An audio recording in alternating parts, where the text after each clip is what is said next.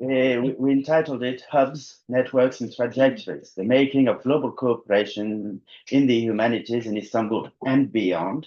And we're doing it with Gábor Fodor, no less. So just a very few quick words on our ideas, starting this lecture series. They came out of a number of circumstances, relocations for some of us, anniversaries, book publications, etc. But beyond the very circumstantial conditions, there was this idea to think reflexively among, yes, foreign institutions working in Turkey, but in a more in larger perspective, on the fact that we were working on in a place where researchers from very many places, from Japan, Korea to the US, met, discussed, and produced, while they were doing research, new epistemologies, new approaches. And basically there was a simmering taking place that took our look away from what is often the caricature of researchers, mainly the idea that they concentrate where power and money is, in some centralities. So let's move out of accepted centralities and let's see the history of research in the human and social sciences, in the humanities, as trajectories of exchange, as places of encounters and exchange, because after all, exchanging ideas is what we do.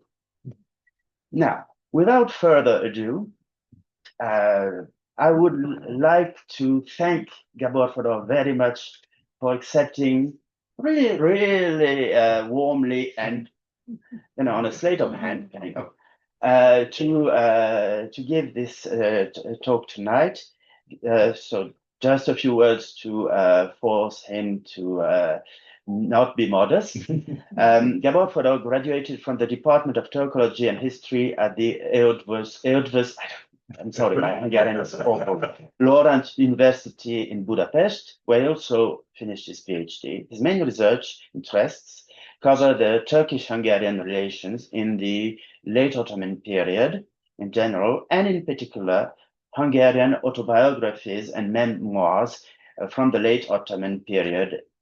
And as well, and this is what we'll focus on tonight, the Hungarian scientific endeavors in Istanbul.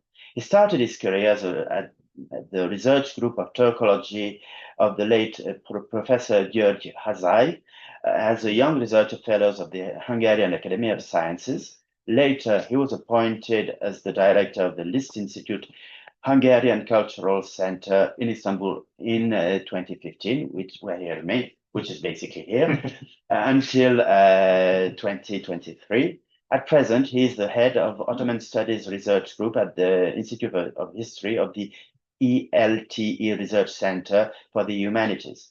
His first book, entitled Visit to the Ottoman Empire, Dr. Bozlak's photographs, 1905-1916. While his latest publication has come out in 2025 under the title Hungarian Historiographical and Archaeological Researches in the Ottoman Empire, the story of the Hungarian Research Institute in Constantinople, which was published in Turkish and in Hungarian as well. And so basically, this was one of our motivations for those of us who were perhaps slow Turkish readers, not very proficient in Hungarian, to have a discussion, a warm talk about this book. And so tonight, he will take us back about a little over 100 years to discuss about that earlier experience of what was already actually an international cooperation in the making among the powers that were allied during World War One on the side of the Central Empires. So, Gábor, the floor is yours.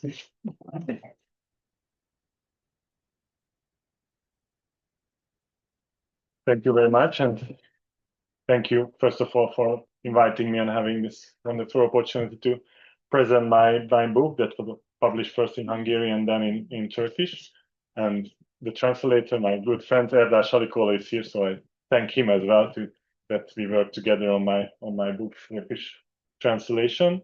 And my today's presentation, as Philip mentioned, will be mostly on the Hungarian Science Institute in Constantinople, together with the Turkish-Hungarian relations at the end of the 19th, beginning of the 20th century.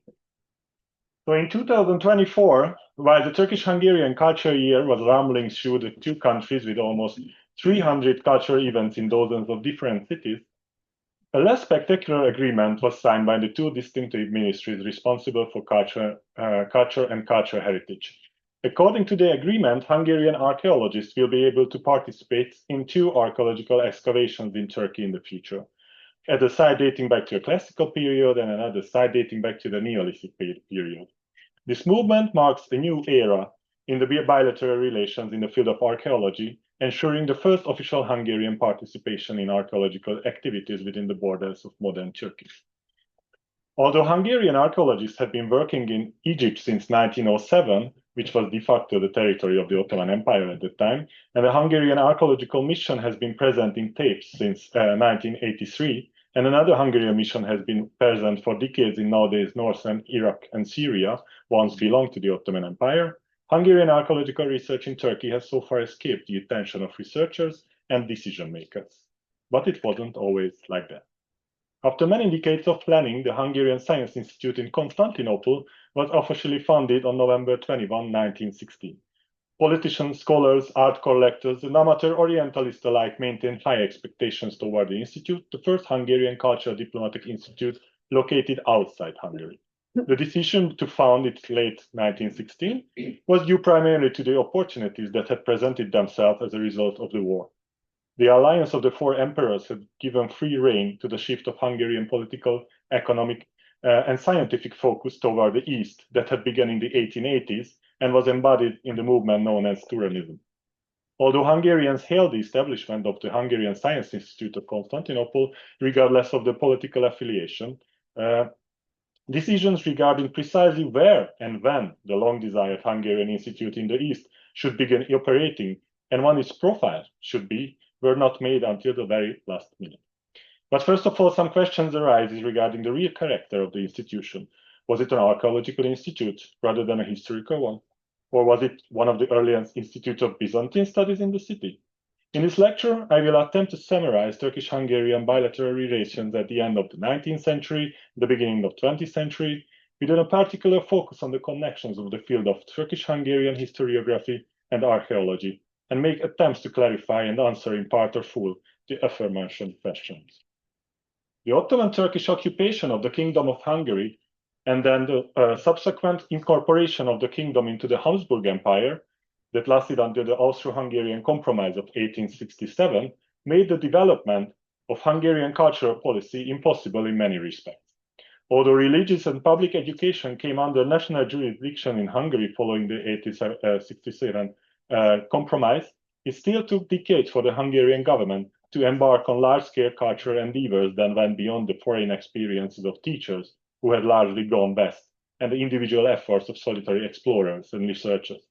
At the same time, however, the attention of a handful of adventurous young people turned toward the Balkans and the Ottoman Empire in the beginning of the 1850s.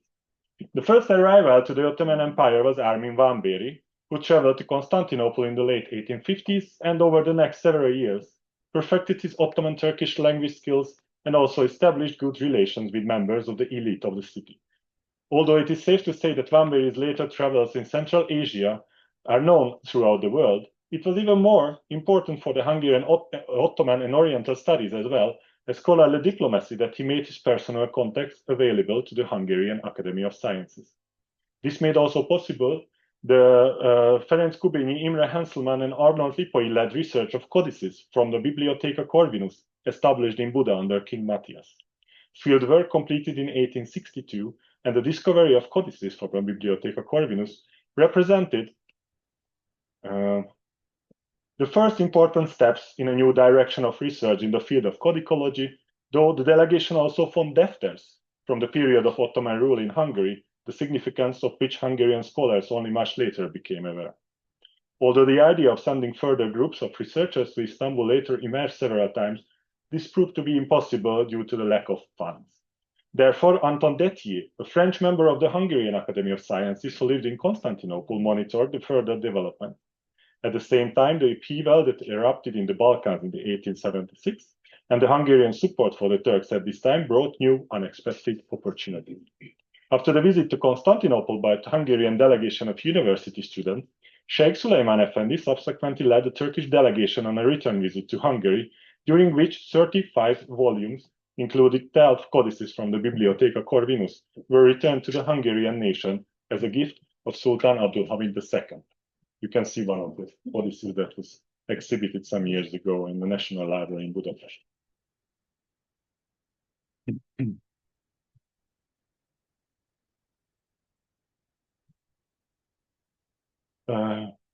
Sorry.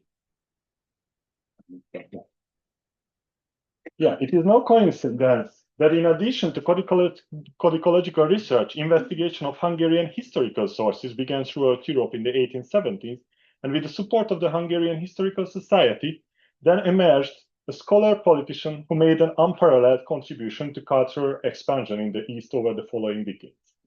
Lajos Tallóczy explored possible research sites during his travels to the Balkans and Constantinople in 1881, and became close friends with the former refugee Daniel Szilágyi, who was buried at Ferikai Protestant Cemetery, a Hungarian book collector and interpreter who lived in the capital city of the Ottoman Empire. However, on-site investigations were not only important from the point of view of the Hungarian national consciousness and the politics of memory, but also led to the realization that instead of financially unsettled, ever-changing and short-term research, it might be necessary to send a permanent Hungarian researcher to Istanbul, or even to establish a Hungarian institute in the city. After visiting the Lycée Saint-Benoît in Istanbul in 1904, Lajos Tallóczy, who was conducting negotiations in the city, made the following statement, quote, "It occurred to me spontaneously that we, whose motto is Go East Hungarian, should establish an institute on the international basis here on the banks of the Bosphorus. Who has a greater interest than us to learn foreign languages and look at things from a certain broad perspective?" End quote.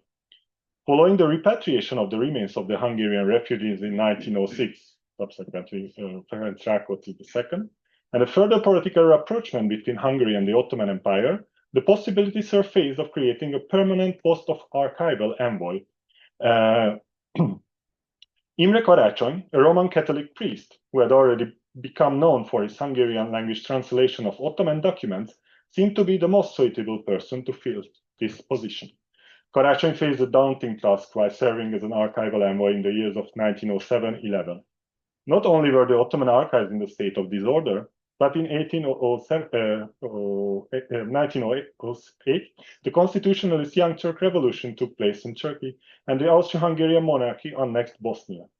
Despite all this, Karácsony continued his work with remarkable tenacity and willpower, and made enormous progress in the search for historical sources until his tragic death in 1911. That's why he named our library after him. Besides Karácsony, the main supporter of the notion of establishing a Hungarian institute in Istanbul was Kuno Klebersberg, the future Minister of Religion and Public Education, who in 1907 had become an advisor to the Prime Minister. In 1909, Klebersberg wrote the following letter to Lajos Tallóczy, in which he detailed his ideas regarding the institute. You can see most of the paragraphs, but he says that I have increasing sympathy for Karácsony, who is a truly decent Hungarian. If only the magnificent idea of Hungarian Institute in Constantinople could be realized. I intend to submit a proposal to His Excellency at a suitable time. He said what is needed, a special site so that the institute can be surrounded by a garden, a building suited to the local climatic conditions, and would reveal that it's a Hungarian house, whatever it means. But what is needed is a library room, a couple of one-window study rooms, an apartment for the director, several bedrooms and auxiliary spaces. And the library should contain works on Hungarian history, works on Eastern philology, Turkish history, Byzantine history, and ancient Greek and Byzantine art. The degree to which the Russian Archaeological Institute of Constantinople, which became the first foreign institute in Istanbul at the time of its foundation in 1894, served as a model for Hungarian scholars, is reflected not only in the correspondence of Imre Karácsony, but also in a letter that Orientalist and court consular János Kucsmárik sent to Lajos Talóci in 1913. Kucsmárik, who also thought to be the prime candidate to succeed Karácsony, this would have been the Hungarian house. So Kucsmárik wrote a letter that the translation of the Russian Institute's organizational statutes had been completed. The Russian Archaeological Institute of Constantinople, which was led by the Orthodox priest and Byzantinologist Fyodor Ivanovich Uspensky, was attached to the Russian embassy, though was located in a separate building. By the time of the outbreak of the First World War, the Institute has acquired a library of more than 22,000 books and operated a small museum. Surprisingly, the Russian Institute came to the attention of the Hungarian decision makers not only because it was the only foreign institute in Istanbul, but also as a result of its archaeological profile. Thus, it is necessary to take a brief look at the world of Hungarian and international archaeology and archaeological institute. Although interest in ancient Roman and Greek history and artifacts began after the Enlightenment, it was not until the 19th century that research became institutionalized. Since Athens was part of the Ottoman Empire, Rome initially provided a more suitable setting for scientific research, while artifacts were discovered in ancient Greece, largely through individual archaeological ventures by businessmen and diplomats, and became the most treasured object on display at European Imperial Museum that were established in the middle of the 18th century. Cairo rose to the status of Athens and Rome as a result of Napoleon's 1798 adventure in Egypt and the spread of Orientalism in Europe, while the search for artifacts connected to Mesopotamian cultures then began as well. Scientists from Germany, the United States, and subsequently from other countries as well joined the imperial competition between the United Kingdom and France. The situation changed significantly with the independence of Greece. After gained independence with French, British, and Russian assistance, the country was ruled by a Bavarian monarch, and the great powers received special rights to undertake archaeological excavations and to found schools and institutions in the Athene-based kingdom. At the same time, a competition began throughout Europe between collections intended to signify imperial grandeur, which were first opened to the public as ornamentation for royal palaces and later moved to separate museum buildings. It was the desire to catch up with the French and the British Empire that impelled the newly united German Empire to obtain permissions for German scientists to conduct the first large-scale excavations in Olympia, in Pergamon, Magnesia, and Priene. With the transport of monumental archaeological finds to Berlin and the opening of the Pergamon Museum, the Berlin Museum District became the cultural expression of German great power ambitions. The German model, which maintained many connections to Hungarian scholarship, and the Historical Institute and Archaeological Institute that the Austrian part of the Austro-Hungarian monarchy opened in Rome in 1881 and in Athens in 1898, respectively prompted Hungarian scholars to speak out in favor of an institutionalized Hungarian scientific presence abroad. The example has been set. With the opening of the Vatican archives in 1891, Bishop Vilmos Fraknói, who had been conducting research in the Holy City for decades, had a 32-room villa built in the center of Rome, where beginning in 1895, he received those who had won scholarships to study ecclesiastical history.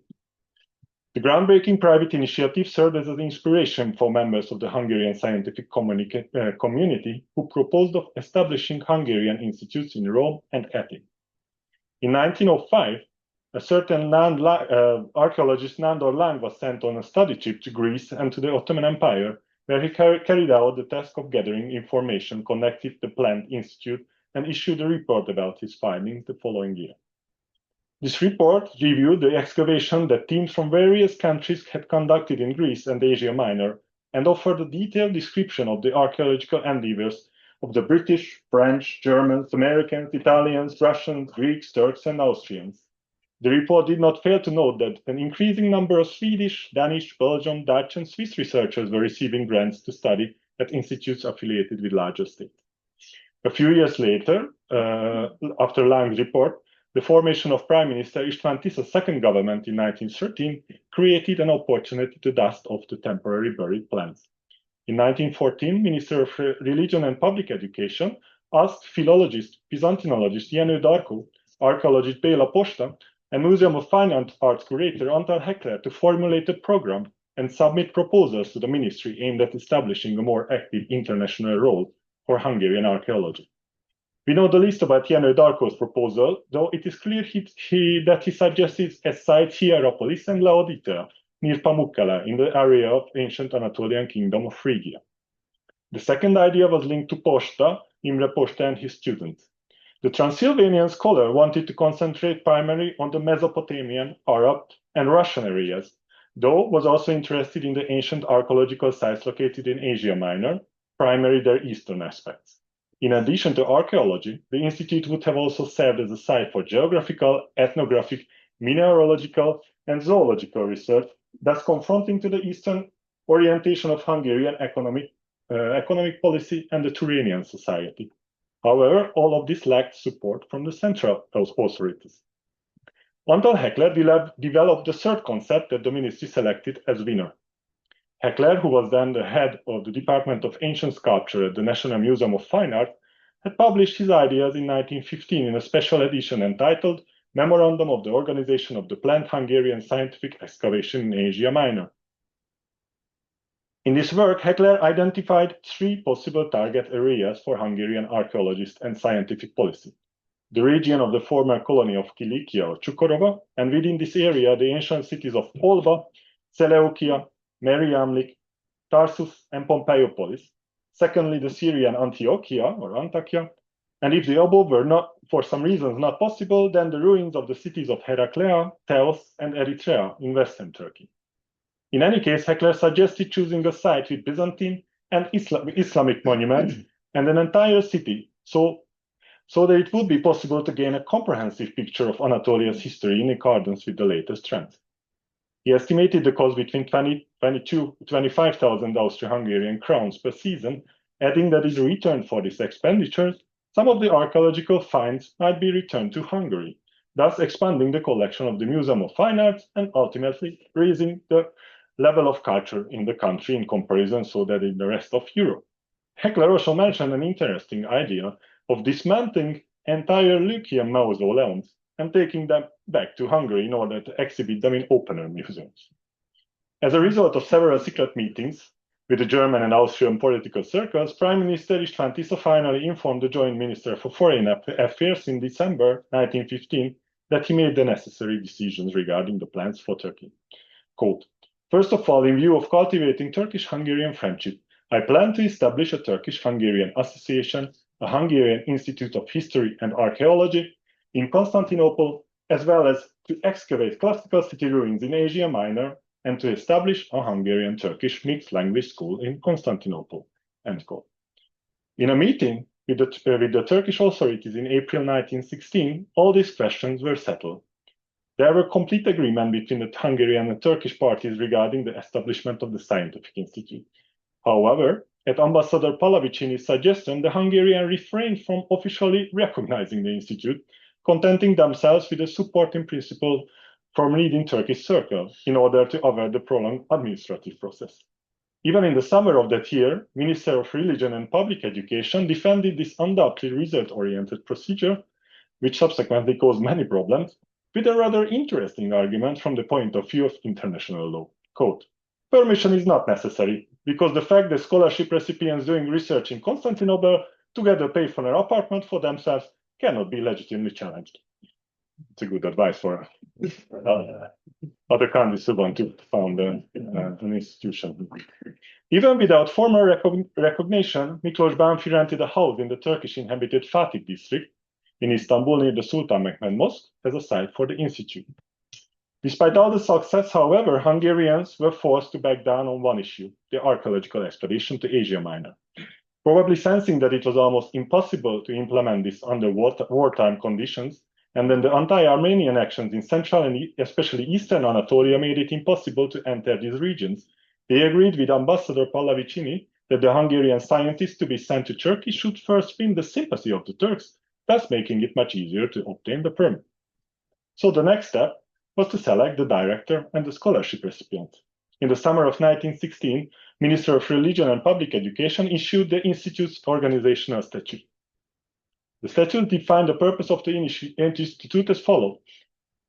The Hungarian Scientific Institute of Constantinople is a state institution, the aim of which is to provide scholars of universal history, above all Byzantine Hungarian and Turkish Hungarian relations, of classical and Christian archaeology, of Byzantine and Islamic art, and of Eastern, especially Turkish Hungarian comparative linguistics, with a means of conducting their research on location.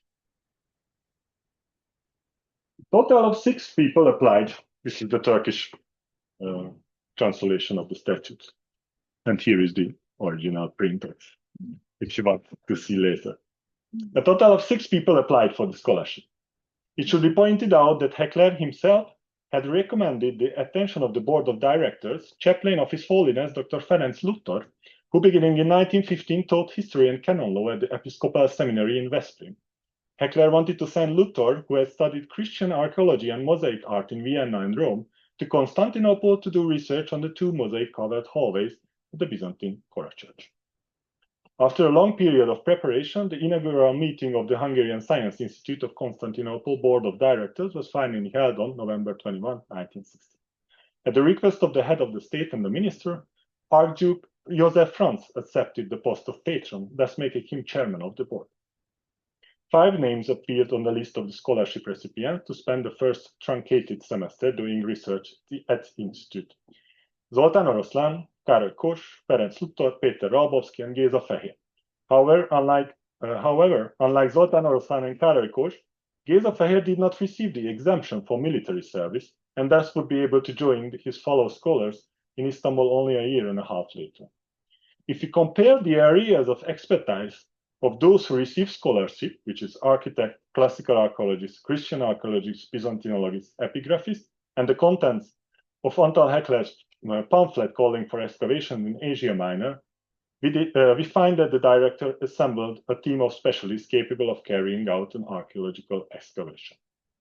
However, instead of the above-mentioned house in the Fatih district, another house was rented in Pera for the institute. Quote, it is located in the center of Pera behind the Tokatlian Hotel at 23 Bayram Street.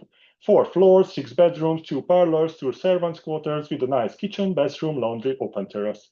Actually, that is a Irish bar now, the James Joyce Irish. There is a proper water closet on every floor, and the house has also a little garden and a regular wood and coal chamber. There is electric lighting everywhere. The furniture is very good, and the house comes with full amenities such as linen, dining room furnishing, nice silverware, and complete kitchen equipment. Housekeeper Maria Milosevic and maid Kristina Lukic were hired, so after countless of difficulties, delays, and uncertainties, the 6-member Hungarian contingent, which still did not include Károly Kos, boarded the Balkan Tuk, passing through Budapest on January 30. The group was welcomed by József Martin, the Hungarian director of the Pera Palace Hotel, and his wife, opera singer Agnes Bankovska, whose stage name was Fatma Jamila, and allegedly he was the first Turkish, he was not Turkish, but he was the first Turkish opera singer who took stage in Europe. The first official visits began during the early days when director Antal Heckler paid his respects to Imperial Ottoman Museum director Halil Ethem Bey. Halil Ethem and Antal Heckler quickly agreed during their meeting that the Imperial Ottoman Museum's collection would be open to Hungarian specialists and that the Hungarian Institute's library would receive copies of the museum's publication. Another interesting issue arose during the meeting that I will come back later. The first weeks were full of activities. First, the reception room in the building was converted into a study for scholarly meetings and lectures. Heckler, following the modus operandi, established that Western Archaeological Institutes organized scholarly meetings twice a week at 9 p.m. on Tuesday and Friday. Institute members were obliged to attend both weekly meetings, while foreign researchers were invited to one of them. Lecturers were required to post an outline of their lectures in the study by 2 p.m. on the day of their presentation. A summary of the lecture was then recorded in the journal of proceedings. Heckler's German connections resulted in an invitation on February 19 for him to visit German Orientalist Johannes Henrik Mortmann, who was working at Istanbul University of Darülfünun. During this visit, Heckler was also able to hold a long discussion with German Orientalist, historian and Urartian specialist Karl Ferdinand Friedrich Lehmann-Haupt. Both Mortmann and Lehmann-Haupt later presented lectures at the Hungarian Institute. The scholarly work completed during the first months of the Institute's existence can be reconstructed on the basis of the Institute's Journal of Proceedings and Antal Heckler's monthly reports. On February 9, shortly after the arrival of the scholarship holders to Istanbul, Heckler issued the agenda for the meetings to take place the following week and led a discussion on Greco-Roman and Byzantine history of the city. On February 16, Ferenc Luthor held a German language presentation, the first in the series of the lectures planned for that semester, regarding the final days of Byzantium. Following the lecture, Luthor and Károly Kós accepted Heckler's request to start mapping the Byzantine city walls on the basis of historical sources and field observations. On February 19, the Institute held its first day trip. In addition to the Institute members, University of Art History Department assistant Professor Henrik Glück, a student of the renowned art historian József Szigowski, participated in the Heckler-led excursion to the Kora Church, the Byzantine Palace of Plekarny, and the walls nearby.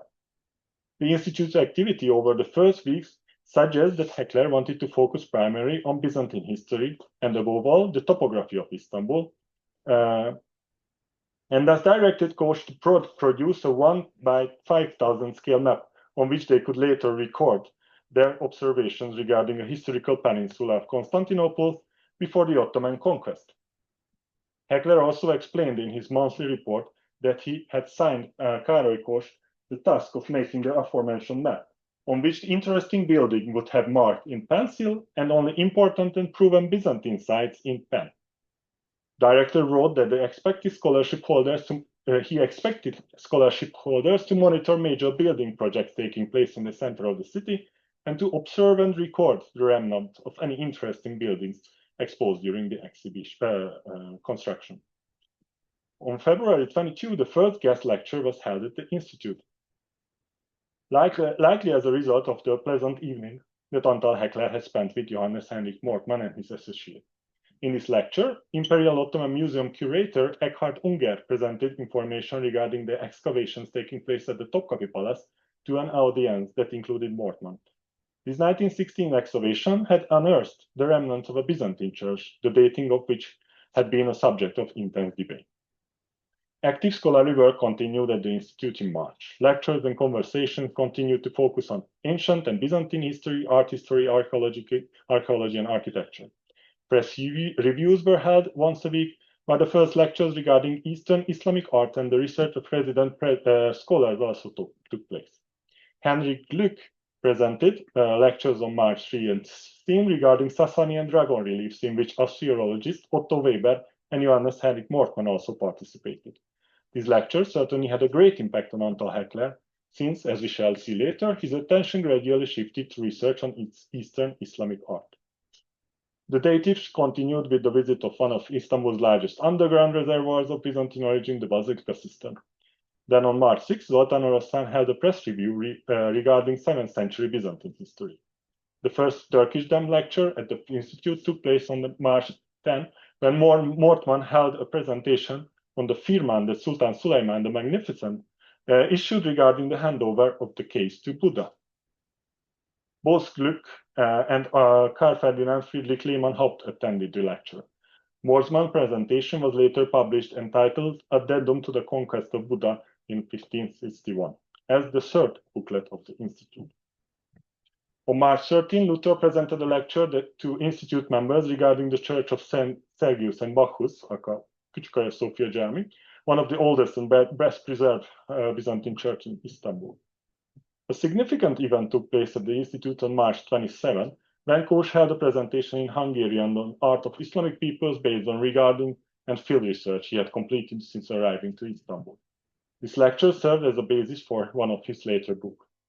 During the final days of March, Otto Walter, who had received accommodation at the Institute, held a lecture on the status of Austrian excavations being conducted in Elis and Aigeira.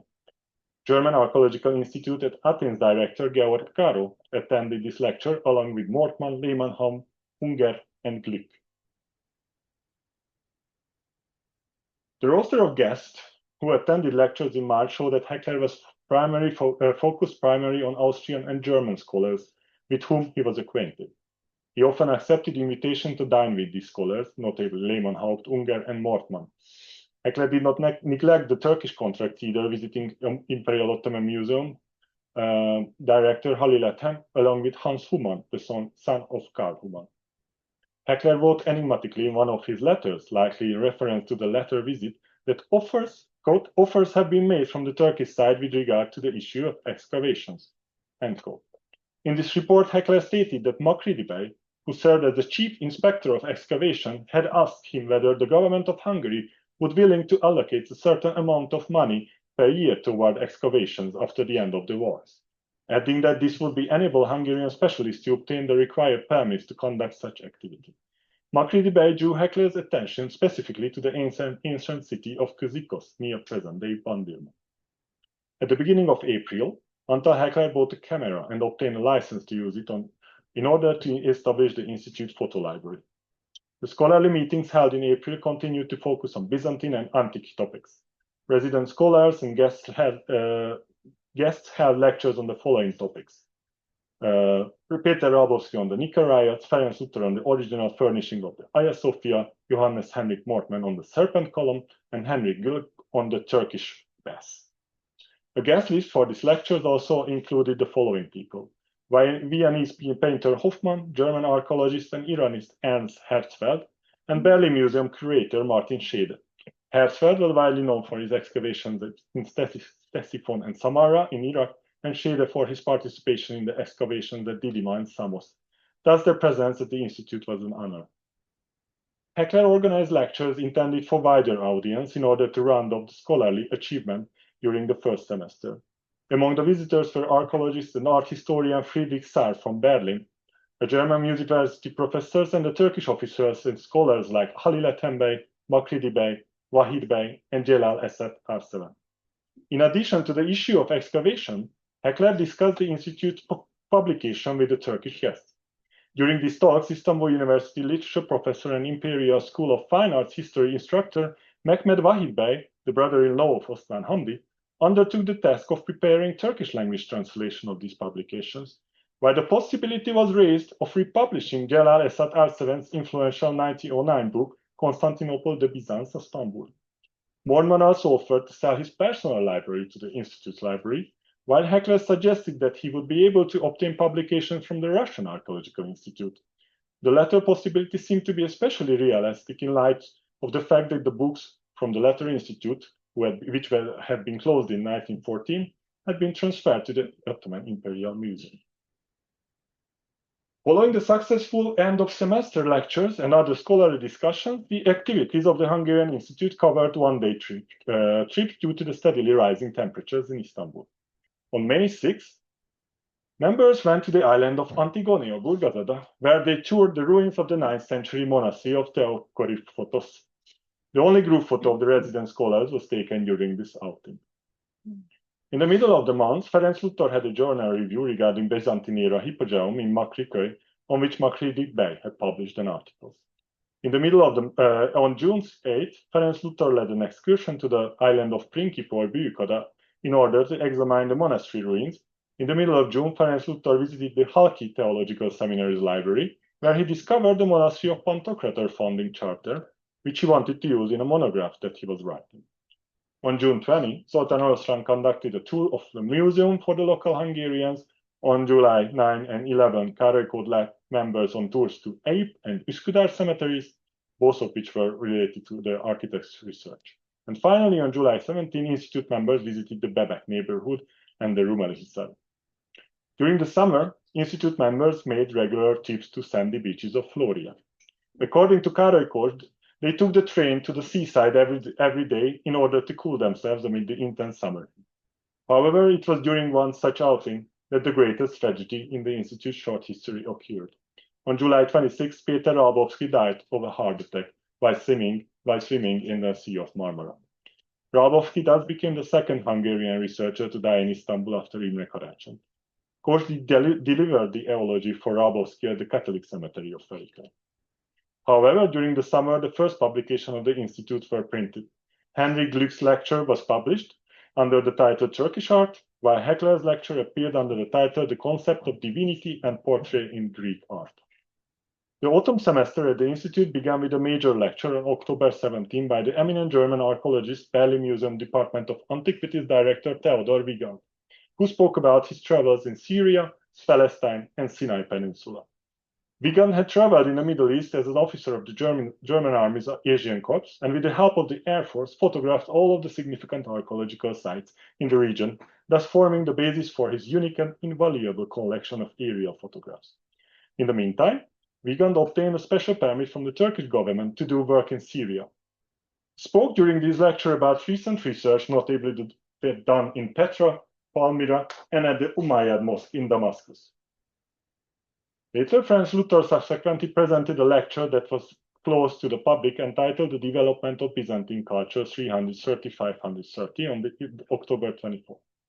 In the middle of November, Luther again held a lecture, this time presenting the results of his research on the monastery of the Pantokrator that was founded by Piroska, house of Arpad Saint Irene of Hungary. Some weeks later, Mortman held a presentation on the Tower of Irene, which was built during the Byzantine era and had been incorporated into the Büyük Han.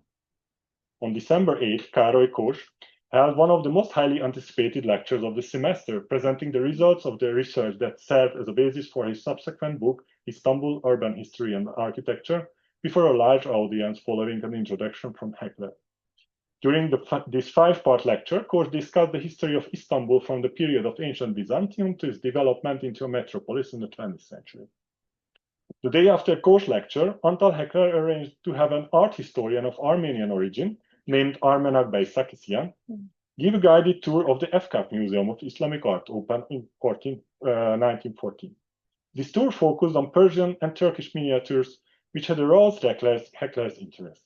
This guided tour set the stage for the final event held at the Hungarian Institute during the fall semester, Armenak Bey lecture in French about Persian Islamic miniature painting. In his half-year report, Heckler, rightly responding to external criticism and delay in archaeological excavations until after the war, recommended that future research should focus on art history and include greater participation from Turkish scholars.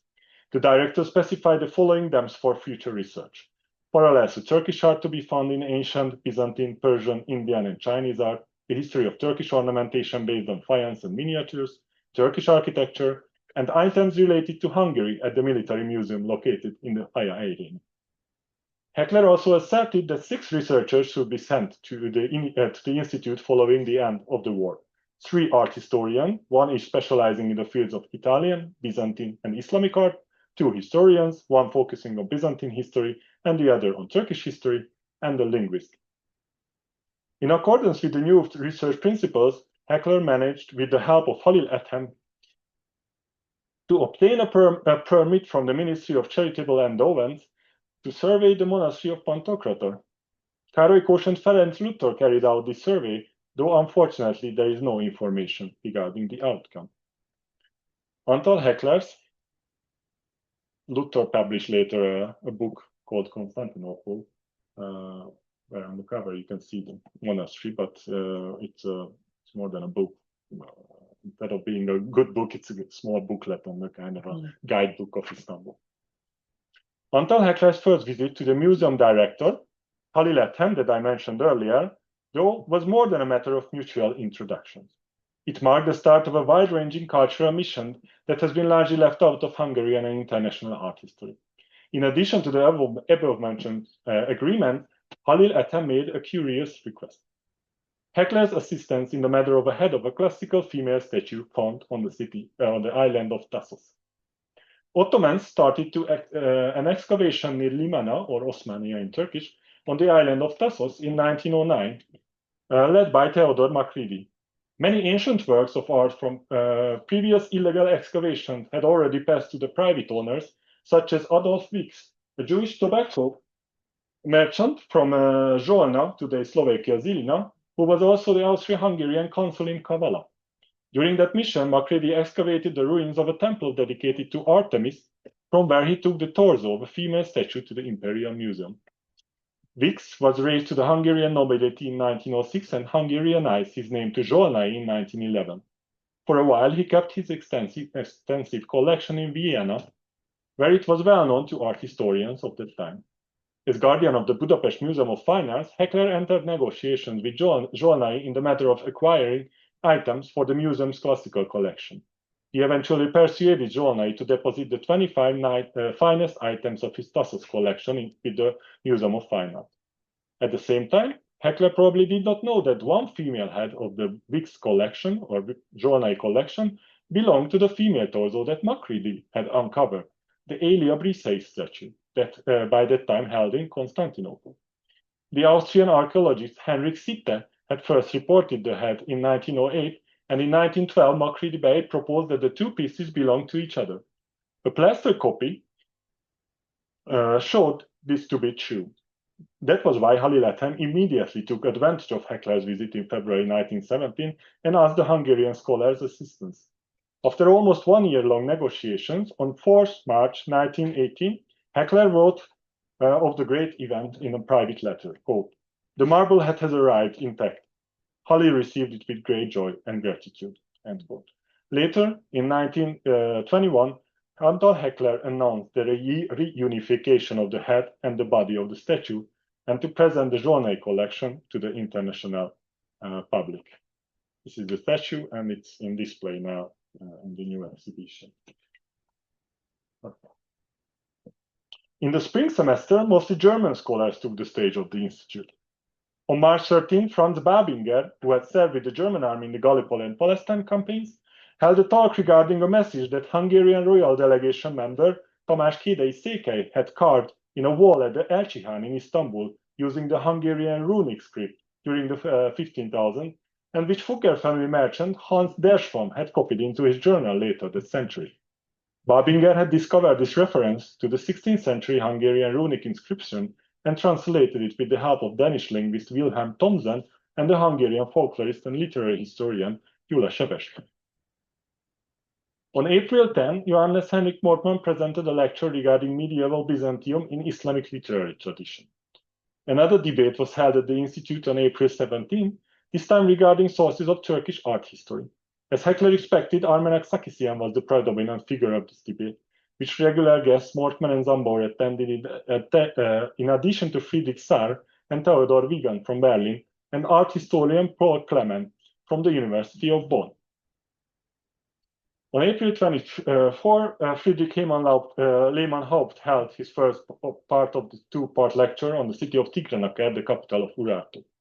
On May 1, German classical philologist Paul Maass spoke at the Institute about the cult of Saint Artemius in Istanbul, and Lehmann-Haupt contributed to this talk with a presentation of a relief kept at the Imperial Museum.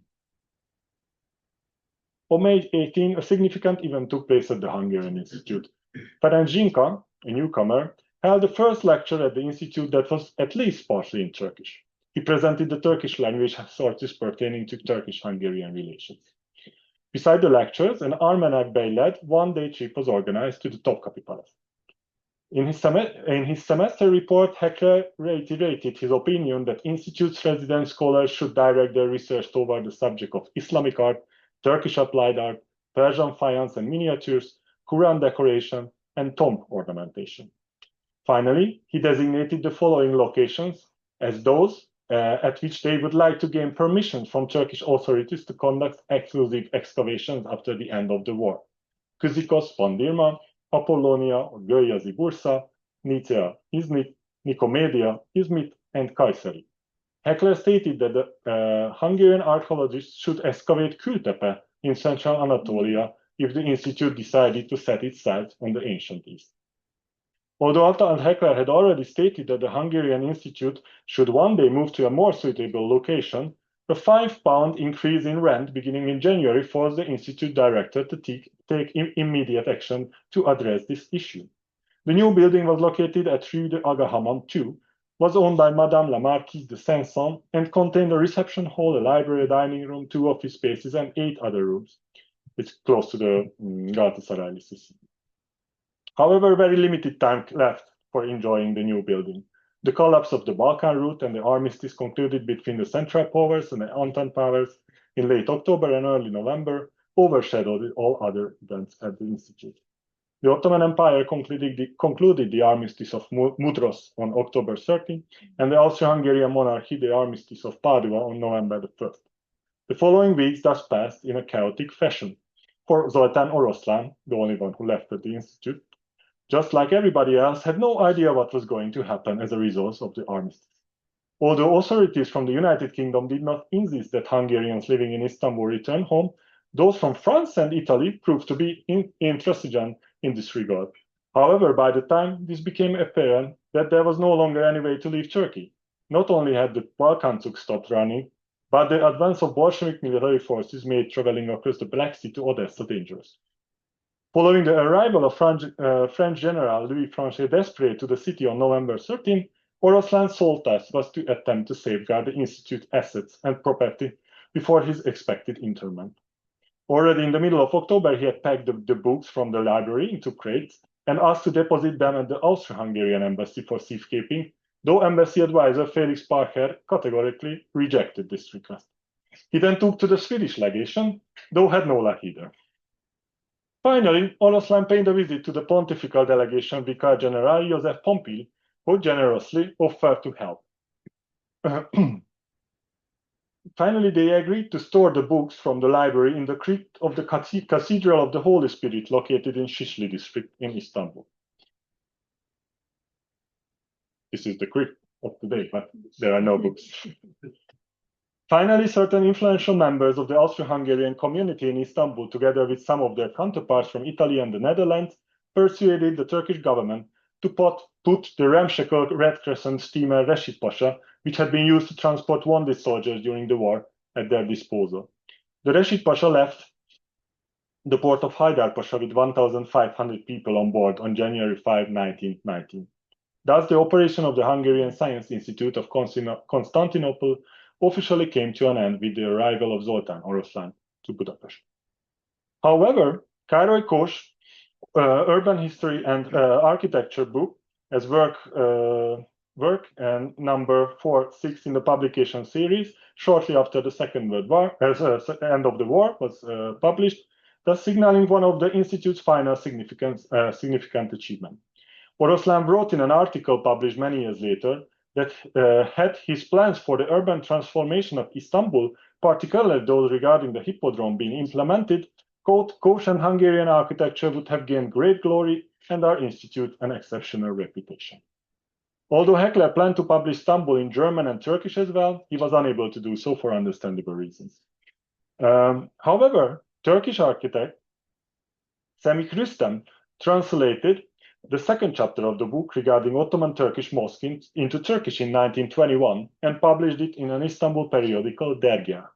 The fundamental ideas articulated in Istanbul were later incorporated into the architectural curriculum in Turkey.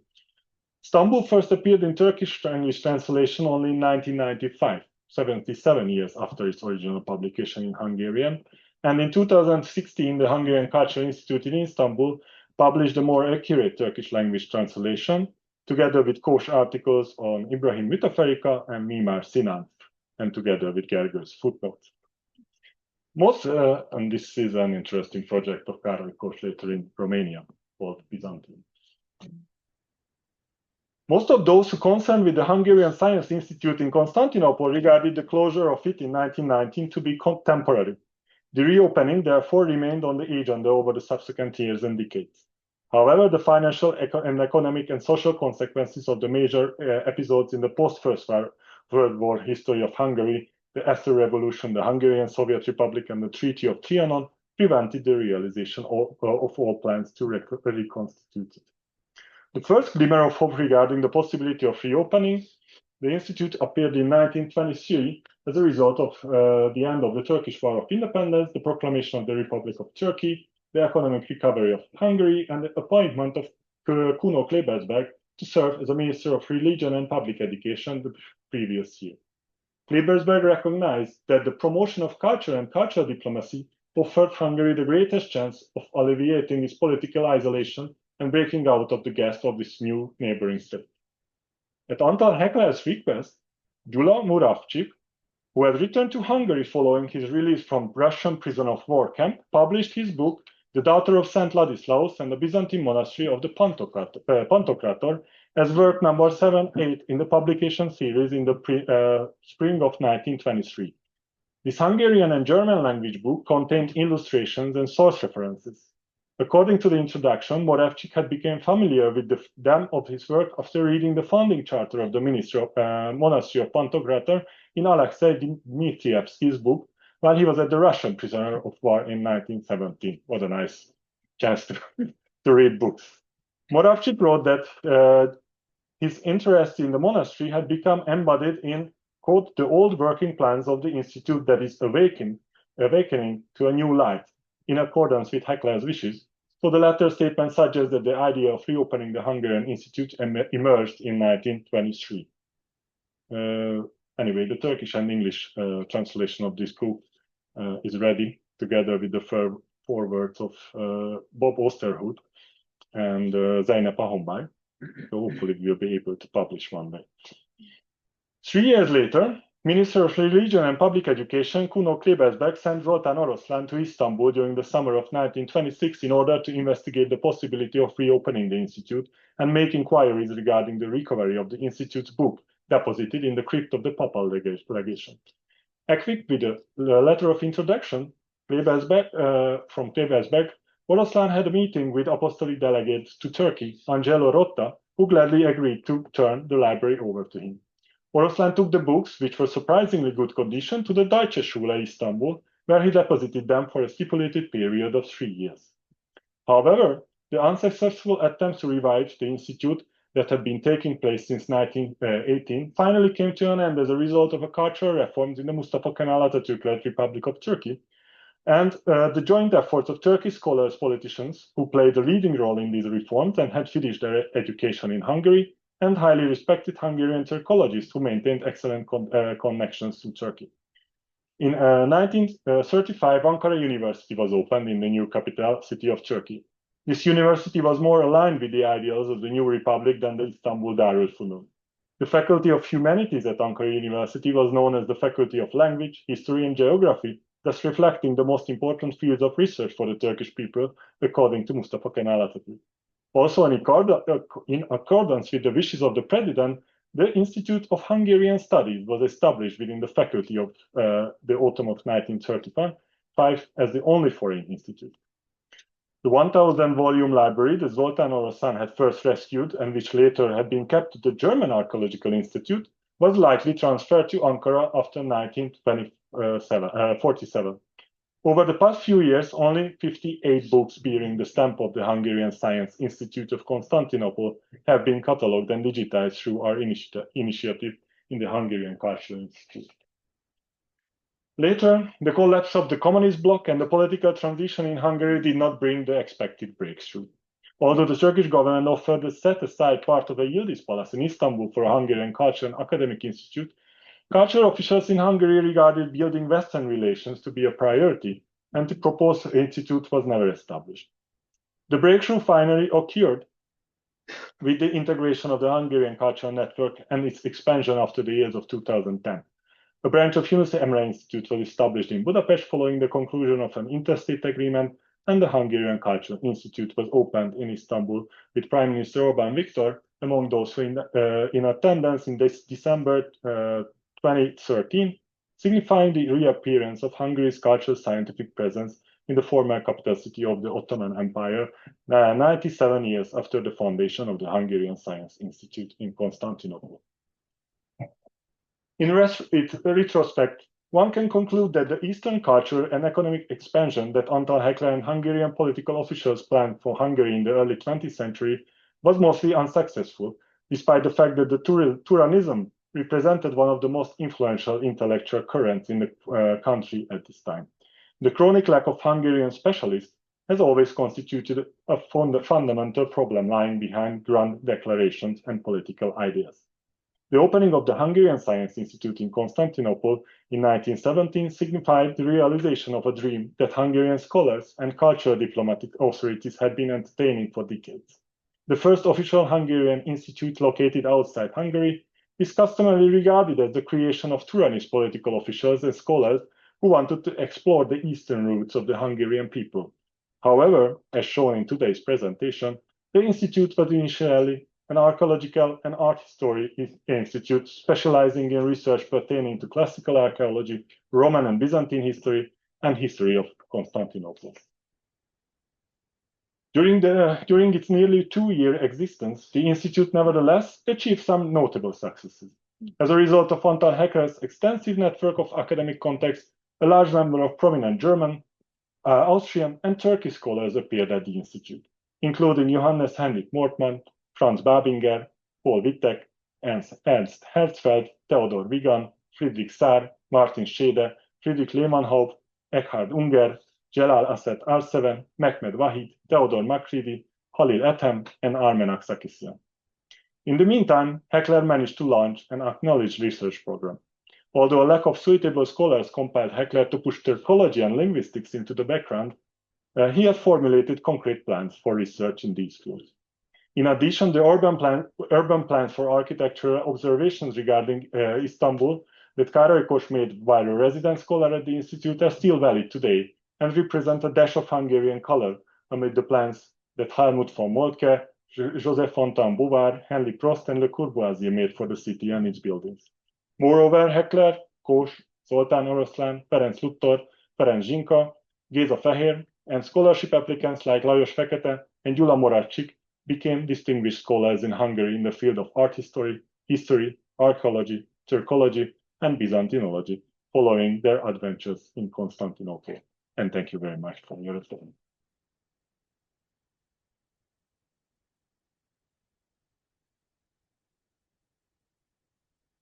I don't know if you have any questions.